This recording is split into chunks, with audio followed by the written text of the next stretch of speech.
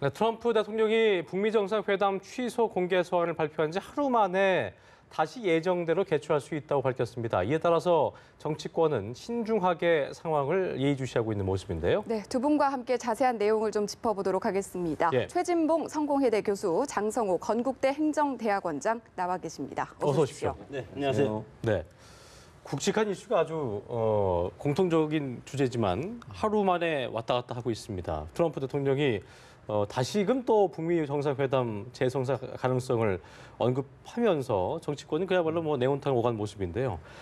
북미 회담이 어떻게 보면 선거를 흔들 변수로 급부상한 게 아니냐는 분석이 있습니다. 일단 이번 그 북미 회담 변수가 향후 지방선거에 어떤 파장을 일으킬지 뭐부터 좀 짚어보겠습니다. 일단은 뭐 북미 정상회담이 잘 성사가 되면 아무래도 문재인 정부를 지지하고 또 떠받들고 있는 더불어민주당이죠. 더불어민주당이 그렇죠. 유리할 가능성이 있죠. 그러니까 기본적으로 더불어민주당은 정부와의 협조 관계에 있기 때문에 정부에서 좋은 성과를 내면 그 자체가 결국 선거에 좋은 영향을 미칠 수 있다고 보여지고요. 다만 이제 선거를 앞두고서 대화가 여러 가지로 지금 흔들리고 있는 상황에서 이게 안정적으로 가지 못할 경우에는 문재인 정부에 대해서 비판적인 여론이 일 수 있어서 영향을 미칠 수 있다고 봐요. 그러나 저는 개인적으로 볼 때 이 영향력은 제한적일 거라고 봐요. 제한적이다. 왜냐하면 북미 정상회담에서 우리가 할 수 있는 역할은 물론 중재자의 역할이고 그다음에 성사를 촉진시킬 수 있는 중매자적 역할을 하는 거 아니겠습니까? 실제 그리고 이렇게 널뛰기를 뛰는 듯한 모습의 가장 중요한 요인 중에 하나는 트럼프 대통령의 독특한 회담 스타일이에요. 그게 경우는 영향을 미치기 때문에 우리 정부의 역할에도 일정 부분 한계가 있을 수밖에 없습니다. 그런 상황이라고 하면 뭐 저는 개인적으로 봤을 때 북미 정상회담이 일정 부분 잘 진행될 것으로 보지만 뭐 여러 가지 논란이 있을 수 있고 논쟁은 있을 수 있고 협의는 있을 수 있지만 판 자체가 깨질 거라고 보지는 않습니다, 개인적으로. 그런데 어쨌든 그런 과정에서 선거에 영향을 미치려고 한다면 우리 정부가 적극적으로 개입해서 뭔가 영향을 미칠 수 있는 요소가 많을 때 그런 영향을 미칠 수 있겠지만 지금 상황에서 봐서는 트럼프 대통령이 주도권을 쥐고서 지금 그 회담 전체를 끌고 가고 있는 입장이기 때문에 우리는 옆에서 도와주는 입장이거든요. 둘 사이의 관계를 그렇죠. 그런 역할을 하기 때문에 크게 지방선거에 영향을 미칠 가능성은 낮다고 봅니다. 알겠습니다. 네, 장 교수님 같은 경우는 어떤 어떻게 보세요? 생각 계십니까? 근데 지금 이제 국민들은 판문점 선언 이후에 북미 정상회담에 대한 기대가 상당히 크지 않습니까? 그렇습니다. 그래서 만약에 이것이 이루어지지 않고 또다시 극단적인 대립으로 간다면 지금 이것에 소위 말해서 한반도 운전자론을 강하게 주창해 오신 우리 문재인 대통령 그리고 민주당한테 일정 부분 타격이 될 가능성은 있다고 봅니다. 네. 지금 6월 12일 북미 정상회담이 지금 이제 판을 깼다가 다시 할 수도 있다. 이것은 아직 원상대로 돌아간 건 아니지 않습니까? 여기에서 과연 이것이 단계적 비핵화냐 아니면 시부의 아이들처럼 완전히 북한의 핵을 폐기하냐. 그렇죠. 이거에 대해서 아직 협상 자체가 지금 조율이 되지 않고 있는 이 상황에서 이것이 다시 조율을 하다가 역시 안 되겠다 하면은 우리가 원래대로 공문을 보낸 것처럼 회담장에 가지 않겠다. 이럴 가능성도 지금 상당히 가능성이 높게 저는 보기 때문에 아직은 이것에 대해 예단할 필요는 없고 신중하게 이것을 보면서 보되 결국은 이것이 성사가 안 되면 민주당이 지금은 완전히 기울어진 운동 아닙니까? 이번 지방선거와 관련해서는. 그러나 일정 부분 격전지에서는 일정 부분 한국당이라든가 보수 정당이 약간은 유리한 국면이 될 가능성도 있다고 봅니다. 알겠습니다. 네, 말씀하신 것처럼 모든 게 불확실하고 예측하기 어려운 상황인 만큼 지방선거에 어떤 영향을 미칠지 여야에서는 아무래도 민감하게 반응을 할 수밖에 없을 텐데 그렇다면 예측하기 힘든 지금의 상황에서 여야가 어떤 셈법을 가지고 어떻게 대응할지도 좀 짚어봐야 할 것 같거든요. 일단 여당은 어떤 기조를 취하고 여당은 일단 신중한 면을 보여요. 사실 이제 이번에 논란이 됐던 것 중에 하나가 사실 이게 성사가 되고 안 되고의 문제가 아니라 정의용 안보실장이 가면서 비행기 안에서 인터뷰한 내용 가지고 계속 공격을 받잖아요. 지금 99.9% 이게 퍼센티지를 얘기하는 바람에 그렇게 된 건데 그래서 아마도 이제 불확실성이 높아졌어요. 지금 상황에서 트럼프 대통령의 독특한 저 스타일 자체가 북미 정상회담에 그냥 정상적인 생각과 사고방식과 아니면 어떤 외교적인 절차를 밟는 대통령이라면 우리가 예측이 가능하죠. 어느 정도. 그런데 지금 트럼프 대통령의 행동을 보면 예측 불가능해요. 또 언제 언제 어떻게 바뀔지 모르고 뭐 온탕과 냉탕을 왔다 갔다 하잖아요. 지금 하루 만에 다시 또 하겠다고 얘기를 하고 있고 이런 상황이기 때문에 이제 우리 정부가 조금 신중하게 발표를 할 필요가 있다. 네. 그래서 여당 입장에서는 이게 최소한으로 선거에 영향을 미치게 만들기 위해서는 네. 최대한 신중한 면을 가지고 접근하는 방식을 취하는 게 좋고 네. 우리가 어떤 확정적인 어떤 행동을 하거나 태도를 보이거나 말을 하는 것 자체가 도리어 선거에 부정적인 영향을 미칠 수 있다. 왜냐하면 여러 가지 변수들이 작용하고 있는 상황이에요. 특히 네. 북한과 미국이라고 하는 이 지금 현재 트럼프와 김정은 두 지도자의 독특한 성격, 스타일 자체가 결국 회담에 낙관론도 비관론도 할 수 없는 아주 불확실한 안개처럼 되어 있는 그 불확실성 때문에 더불어민주당 입장에서는 가능한 한 정부는 신중하게 접근하고 태도를 신중하게 가져가는 게 필요하다. 이렇게 지금 주문하고 있는 상황입니다. 관망세를 좀 유지해야 된다 이렇게 좀 보시는 거죠? 그렇게 보는 게 맞겠죠. 네. 이 실체적인 예. 팩트를 보더라도 휴전협정의 당사자끼리 서로 지금 만나려고 하는 것 아니겠습니까? 그렇죠. 미국과 북한은 휴전협정의 당사자고 물론 예. 여기도 중국군도 마찬가지로 들어가서 휴전협정했고 여기서 우리 한국은 휴전협정 당사자에서 빠져 있기 때문에 지금 문재인 대통령은 한반도 운전자론 북한과 미국의 어떤 대화를 주선하는 그 입장이지 들어가서 휴전협정을 뭐 정전협정으로 바꾼다든가 이런 식으로 해서 우리가 역할을 주체가 될 수 없는 그런 한계가 있기 때문에 네. 우리가 아무리 그 장밋빛으로 이 미래에 대해서 예측을 한다고 하더라도 당사자끼리 서로의 이익에 맞지 않으면 특히 트럼프 대통령은 지금 뭐 거래, 폭파판 뭐 해가지고 여러 가지 지금 현란한 게임 얘기도 하고 뭐 현란한 그런 어휘를 구사하고 있지 않습니까? 그렇습니다. 이런 상황에서 자칫하면 우리가 실질적으로 할 수 있는 것은 사실은 없다. 다만 지금 북한이 핵을 완전히 폐기하냐 아니면 단계적으로 가냐. 북한은 단계적으로 가는 것을 원하지 않습니까? 단계적으로 가면서 체제 보장을 받고 그리고 상당히 경제적인 지원을 받으면서 경제적인 부흥 이런 것들을 동시에 일고자 하는 그런 어떤 노림수가 있는 것이고 미국 같은 경우는 대통령 임기가 제한돼 있고 지금 연말 11월 달에 중간 선거가 있지 않습니까? 이런 상황에서 급한 것은 미국이다. 그렇기 때문에 미국이 급할 수밖에 없기 때문에 북한이 회담장에 나오기 전에 사전 조율해서 이런 것들과 일치된 그런 것들이 없으면 회담을 할 필요도 없고 오히려 강공으로 감으로써 중간 선거를 돌파할 수 있다는 그런 전략으로 바뀔 가능성도 상당히 크다는 겁니다. 네. 어쨌든 뭐 야당 입장에서도 아까 말씀하신 대로 여당도 신중함을 유지해야 되지만 비판을 위한 또 비판이라고 직면을 될 수 있기 때문에 일단 야당도 이 부분에 대해서는 신중할 수밖에 없을 것 같습니다. 그럼요. 그래야 된다고 저는 생각을 해요. 근데 이제 섣불리 그냥 우리 정부가 뭐 책임 있는 것처럼 얘기를 자꾸 하는데 우리 정부가 할 수 있는 일은 제한적일 수밖에 없어요. 정 교수님도 말씀하셨지만 회담 당사자인 북한과 미국 사이에서 우리가 회담이 잘 되도록 도와줄 수는 있지만 우리가 적극적으로 개입해서 이래라 저래라 할 수 있는 입장은 아니잖아요. 또 어느 한쪽에 편을 들 수도 없는 상황이에요. 중간자적 입장이 있어야지 미국 편을 들거나 북한 편을 들 수도 없는 거잖아요. 그렇죠. 그런데 책임을 우리 정부가 잘못했다, 우리 정부에게 책임이 있다 이렇게 자꾸 공격을 하면 그 자체는 어떤 공격의 대상이나 주체가 잘못된 거 아니겠습니까? 그래서 지금 말씀하신 것처럼 야당도 좀 신중하게 기다릴 필요가 있어요. 그리고 지금 아까도 제가 언급해드렸습니다만 트럼프 대통령과 김정은 위원장의 스타일 자체가 일반적이지 않아요. 그러니까 벼랑 끝 전술이라고 얘기하고 심지어 어떤 분은 벼랑 밑에 가서 지금 기다리고 있다고 그렇게 얘기하는 그런 분들도 있잖아요. 그러니까 트럼프 대통령은 거의 뭐 막판까지 밀어붙여가지고 본인이 원하는 걸 끌어내는 거잖아요. 게임이라고까지 얘기하는 거 아니겠습니까? 그만큼 본인의 이익을 위해서 앞장서는 분이기 때문에 제가 볼 때는 여야든 신중하게 기다리면서 한반도 비핵화는 누구나 원하는 거 아니겠습니까? 저는 그렇게 봐요. 여야를 떠나서. 그렇다고 하면 우리끼리 싸우고 우리끼리 비난하고 이러지 말고 좀 잘 될 수 있도록 힘을 합치는 모습을 보여주는 게 필요하지 않겠나 이런 생각이 듭니다. 앞서서 그렇습니다. 얘기하신 것처럼 야당 일부에서는 외교안보 책임론을 지금 꾸준히 거론을 해왔는데 지금 모든 게 불확실해진 이런 상황에서 야당은 어떤 셈법을 갖고 어떻게 대응할 것으로 보십니까? 야당은 당연히 지금 정부 문재인 대통령의 지금 판문점 선언 이것을 해서 너무 과대 포장해서 국민들한테 너무 장밋빛 그런 희망만 갖게 만들었다. 봐라, 미국이 이거에 대해서 지금 하지 않겠다고 하지 않았냐. 이런 건데 사실은 정의용 안보실장이 북미 직접 대화는 북미 정상회담은 99.9% 열릴 것이다. 그렇게 이제 확실하게 발언을 하지 않았습니까? 이런 것들이 야당의 정치 공세입니다. 이것은 사실은 선거를 앞두고 어떤 거든 야당이 할 수 있는 무기는 없지 않습니까? 반면에 여당이 할 수 있는 것은 엄청나게 많은 여러 가지 뭐 추경도 있을 수 있고 북한 변수도 있을 수 있고 이 회담과 관련해서 우리 정부가 하는 역할 이런 것들이 오롯이 정부 회담 몫에 플러스 알파된 요인으로 가기 때문에 야당은 정부와 여당이 잘못한 부분을 가려서 그거에 대해서 공격을 하고 그것이 선거 전략일 수밖에 없기 때문에 예. 지금 외교안보라는 정인보 안보실장, 서훈 국정원장, 강경화 외교부 장관, 송영무 국방부 장관 4명을 파면하라는 거 아니겠습니까? 이것은 야당으로서는 그렇게 공격할 수도 있다. 다만 이 북한 변수는 방금도 제가 말씀드렸지만 우리가 주도적으로 개입해서 우리가 해결하는 위치가 아니고 우리는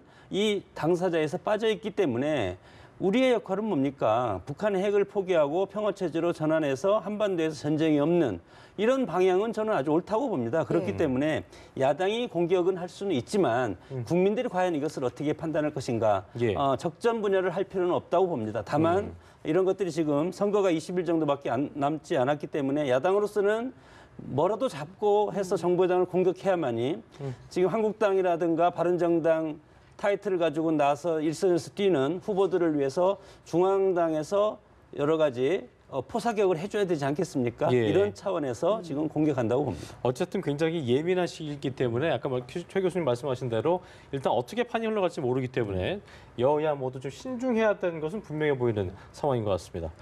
각 당의 상황을 좀 살펴보겠습니다. 바른미래당 그 공천 갈등 겪고 오다가 이제 송파 지역에 말이 참 많았었는데요. 그렇죠. 박종진 전 앵커죠. 후보가 공천을 확정을 했습니다. 손학규 위원장이 뭐 전략 공천 되느냐 마느냐 말도 많았었는데 그렇죠. 어쨌든 상당히 결정적인 이렇게 박 후보로 결정이 됐는데 이분 이 사태는 어떻게 보셨어요? 저는 이게 아주 그 수면에 가라앉아 있는 바른미래당의 계파 싸움이 수면으로 올라온 거라고 저는 봐요. 기본적으로. 왜냐하면 지금 박종진 후보하고 손학규 위원장의 두 사람의 싸움처럼 보이잖아요. 그러니까 손학규 위원장이 출마하느냐 안 하느냐 이래가지고 결국 불출마로 가닥을 잡았는데 출마하게 된 계기가 뭡니까?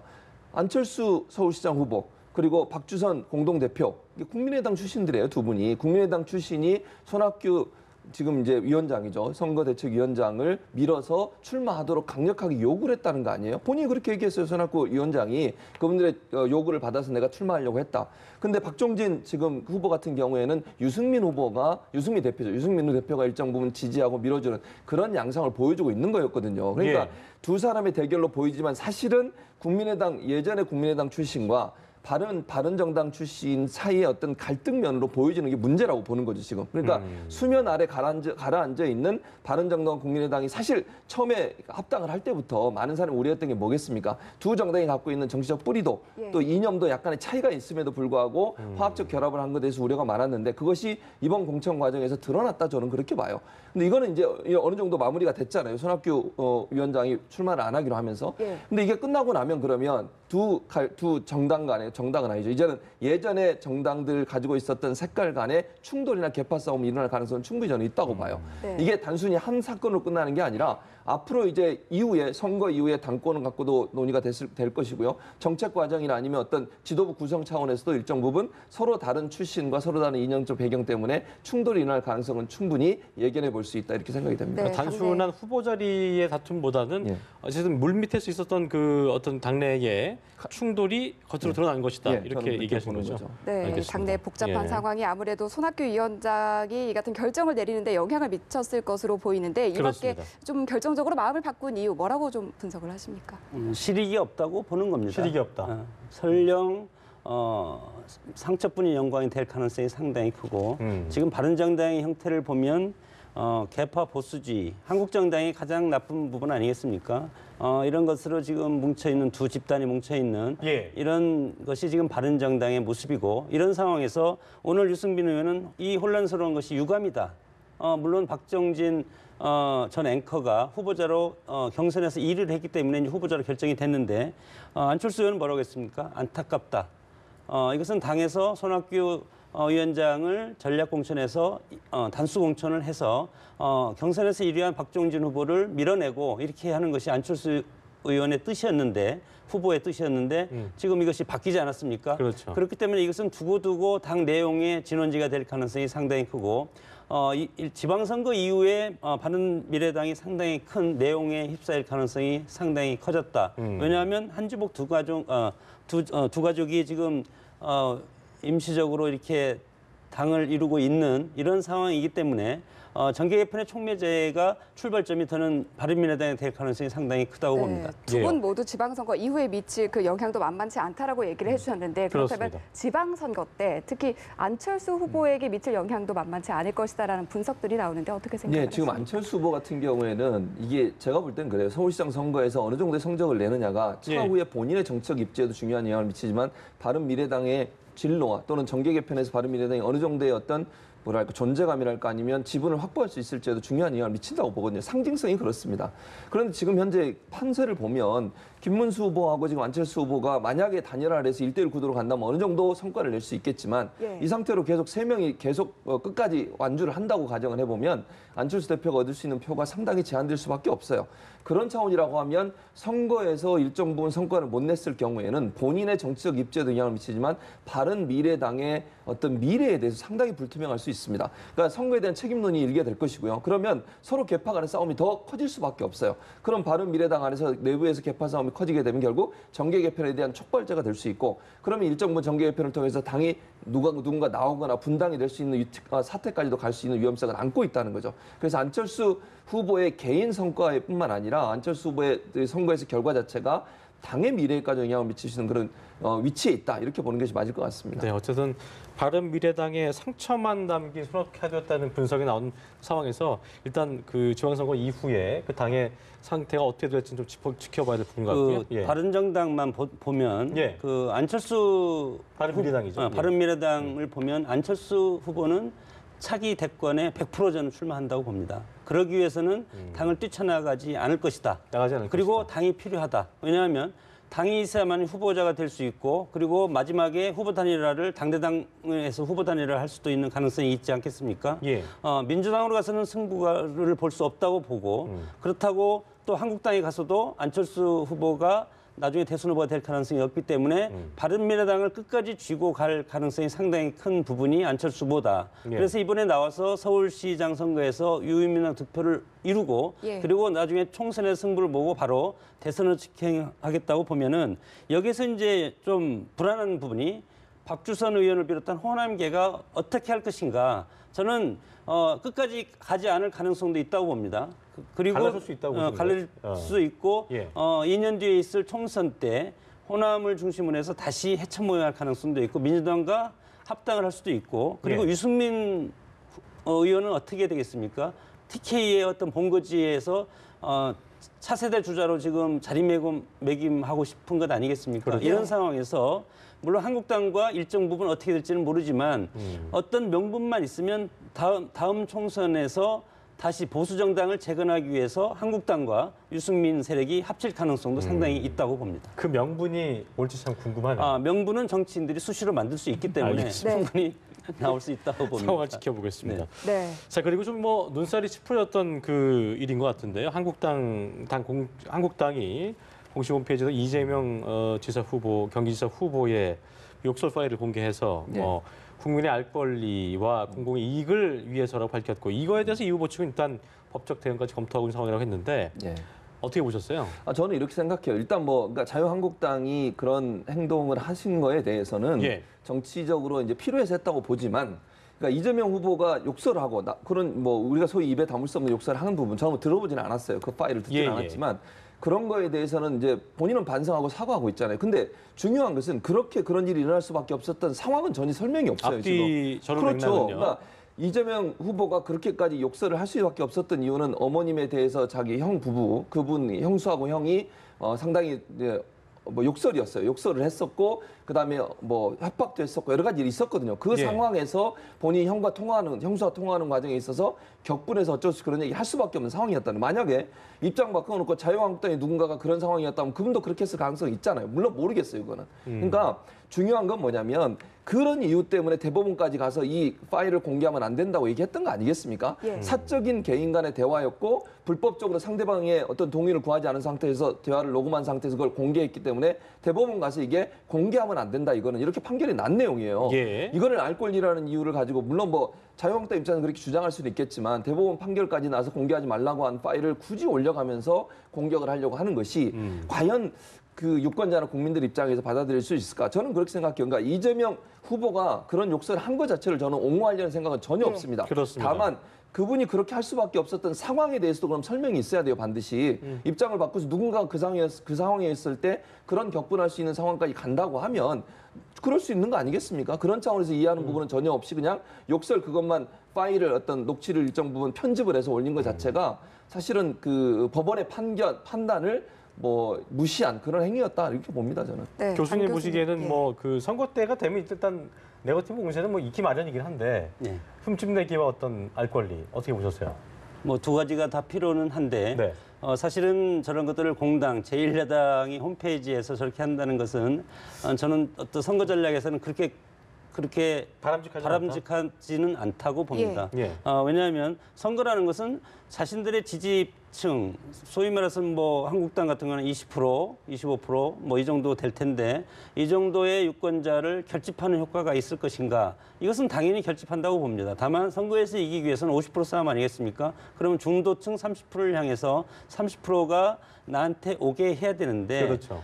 정치인의 성장 과정을 보면 PDR이라고 해서 개인적인 캐릭터, 그다음에 공적 영역으로 확대해서 사회활동, 그다음에 국민의 이름으로 다시 유권자한테 호소하는 이런 부분. 지금 이재명 시장 같은 경우는 대선 후보까지도 출마를 했었고 국민을 지금 향해서 정치를 하고 있기 때문에 공적 영역에서 일정 부분 저는 검증을 받았다고 봅니다. 이 검증이라는 것은 성남시장 선거를 통해서 성남시 유권자들 그때 당시에도 이런 녹취 파일을 뭐 많이 지금 뭐 카카오톡이라든가 여러 가지 SNS 통해서 많이 돌지 않았습니까? 예. 이미 그때 다 알았는데 성남 시민이 이거에 대해서 심판을 저는 일차적으로 했다. 예. 그렇기 때문에 성남시장을 마치고 지금 다시 도백으로 도지사로 지금 선거 후보에 나오지 않았습니까? 네. 이런 상황에서 제1야당이 한국당의 홈페이지를 통해서 이렇게 공개하면 국민의 알 권리 차원은 국민은 대부분이 알지만 그럼에도 불구하고 한국당 입장에서 이것을 선거에 유리한 전략으로 써먹고 싶은 것이고 큰 틀로 봤을 때는 제로섬보다도 오히려 이것이 한국당 전체적인 틀에서 약간의 마이너스 요인이 될 가능성도 있다. 그렇게 아니 봅니다. 지지자 입장에서 네. 알 권리라고 했을 때 이걸 들었습니다. 만약에 그런 것 때문에 실망을 했다면 그 마음이 다른 당으로 옮겨가는 그 과정이라는 게 가능하다고 보세요? 저는 그렇다고 보지 않아요. 예. 그러니까 정당을 지지하는 사람이 예를 들어서 예. 후보 개인에 대해서 예를 들면 뭐 철회를 할 수는 있잖아요. 이재명 후보를 지지하는 사람이 저걸 듣고 기분 나빠서 철회를 한다. 예. 그렇다고 자유한국당이 갈까요?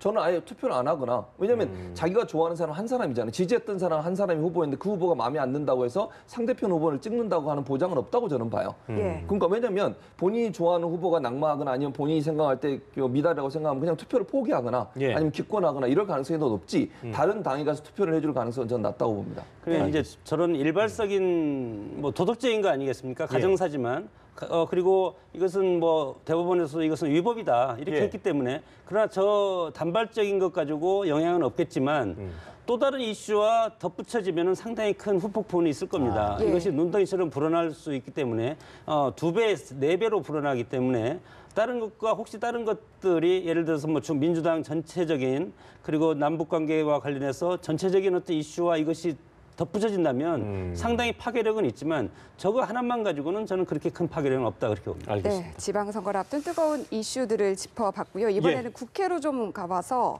이 권성동 한국당 의원에 대한 체포동의 요구서가 어제 국회에 제출이 됐는데 예. 홍문종 염두결 의원에 대한 체포동의안 부결된 바 있잖아요. 그렇죠. 어떤 결정이 내려질지. 저는 이번엔 좀 바뀔 거라고 봐요. 특히 예. 민주당이 정신 똑바로 차릴 걸로 봅니다. 지난번에 저도 물론 그걸 보면서 제가 화가 많이 났는데 민주당이 그렇게 하면 안 되는 거 아닙니까? 저는 그렇게 생각해요. 왜냐하면 염동열 후보나 국회가 지금까지 계속 비난받았던 게 뭡니까? 다른 일에는 그렇게 싸우다가도 국회의원과 관련된 일이면 제 식구 감싸기를 해요. 그렇죠. 당과 관계없이. 예. 이런 모습이 국민들이 볼 때 정말 국회의원들이 제대로 판단하고 있느냐 하는 부분에 대한 비난일 수밖에 없는 것이고 뭐 심지어는 원내대표까지 나와 사과했지 않습니까? 제대로 원내를 이렇게 하지 못한 것에 대해서 본인이 사과한다고. 예. 그럼 결국은 이제 권성동 의원 같은 경우는 이 두 분 때문에도 유탄을 맞을 가능성이 저는 있다고 봐요. 그러니까 민주당 입장에서는 이제 더 전열을 가다듬을 수밖에 없고 의원들을 더 다독일 수밖에 없는 거잖아요. 이번에는 통과시켜야 된다고 하는 부분에 있어서. 그리고 자유한국당도 사실은 국민의 따가운 눈총을 계속 피할 수는 없다고 봐요. 당론으로 정하지 못하더라도 자유투표에 맡겨서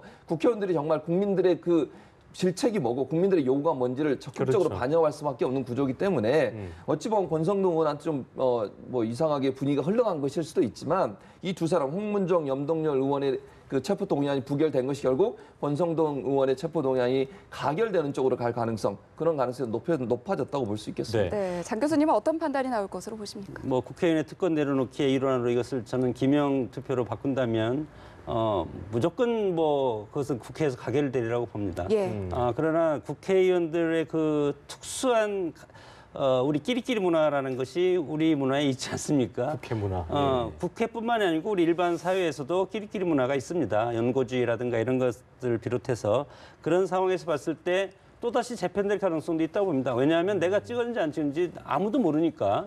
그래서 이것이 물론 위법적이고 그렇기 때문에 예. 뭐 검찰에서는 당연히 구속영장을 청구를 했는데 저는 방관자 입장에서 객관적으로 내려봤을 때 앞에 두 분이 다 기각되지 않았습니까? 부결이 됐는데 이것도 과연 가결이 될 것인가? 그것은 뭐 국회의 제 식구 감싸기라는 그런 안 좋은 문화가 있기 때문에 이것을 또 결과는 저는 두고 봐야 된다고 봅니다. 진짜 국민을 위한 게 뭔지를 좀 다들 아셔야 되지 않을까 생각이 들면서 오늘 다들 마무리 짓겠습니다. 지금까지 최진봉 성공회대 교수 그리고 장성호 건국대 교수와 함께 함께했습니다. 오늘 말씀 고맙습니다. 고맙습니다.